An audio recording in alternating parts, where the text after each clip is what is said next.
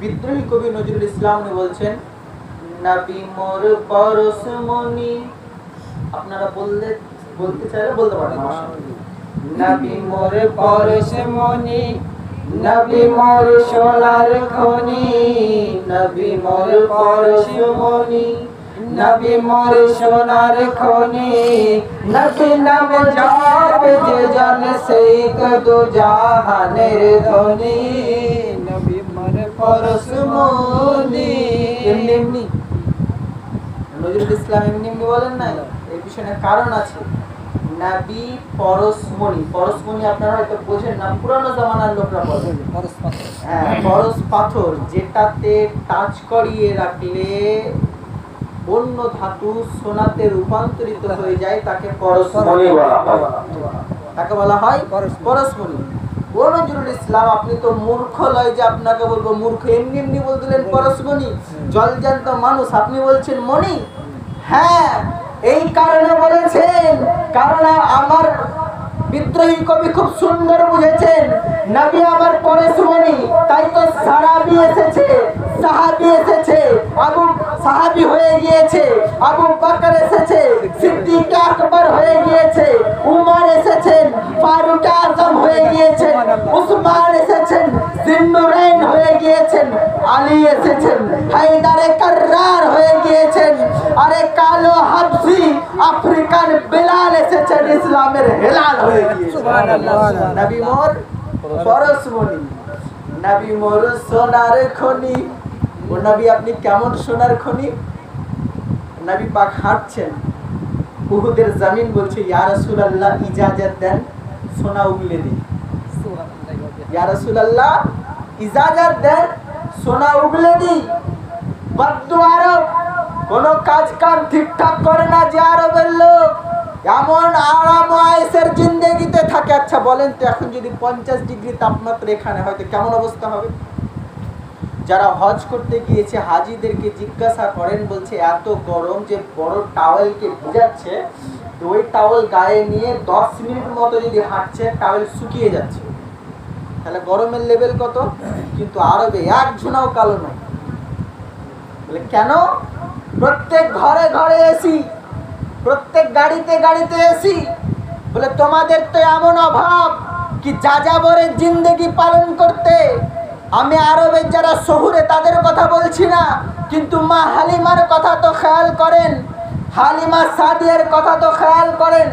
যাযাবরের জিন্দেগি, পশু পালন করেন, পশু লালন পালন করেন, ওই পশুর দুধ বিক্রি করেন আর খাবার খান, আর লোকের বাচ্চা পালন করেন। তো এইভাবেই তো যাযাবরের জিন্দেগি। আজকে তাদের জিন্দেগি কোন জায়গায়?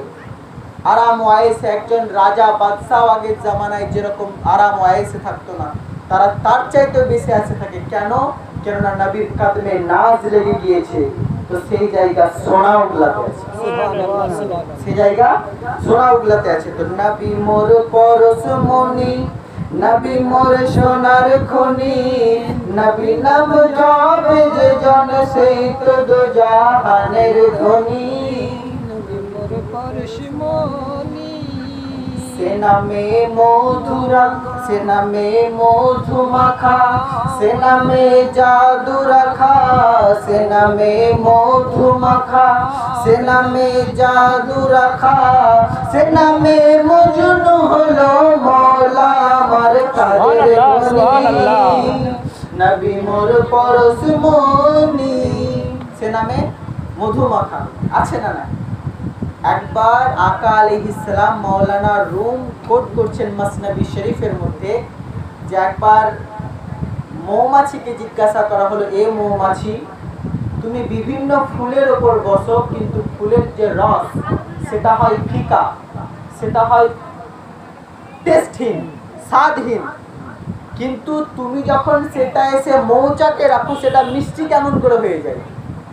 তো মৌমাছি বলছে, ইয়া রাসূলুল্লাহ, যখন ফুল থেকে মধু সংগ্রহ, ফুল থেকে যখন রস সংগ্রহ করি, রাস্তায় আসতে থাকি, তো আপনার উপরে বেপানাহ দরুদে পাক, সুবহানাল্লাহ সুবহানাল্লাহ, দরুদে পাকের বরকতে বেশ স্বাদ রস, স্বাদযুক্ত মধু হয়ে যায়।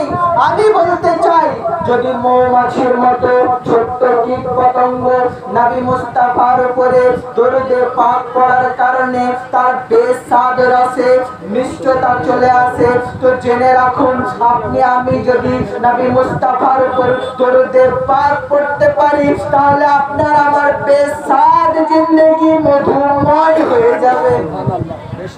আপনাদেরকে ওয়াজিফা, আপনি যতই কষ্টতে থাকেন, যতই পরেশানিতে থাকেন, দরুদে পাক পড়তে থাকেন, আপনার সব বিপদ আপদ চলে যাবে। সে নামে মধুমাখা, সে নামে মধুমাখা, সে নামে জাদু রাখা, সে নামে মজনু হলো মওলা আমার কাদের গনি। কেমন মধু রাখা, কেমন জাদু রাখা, কেমন পাওয়ার রাখা আমার নবীর নামে।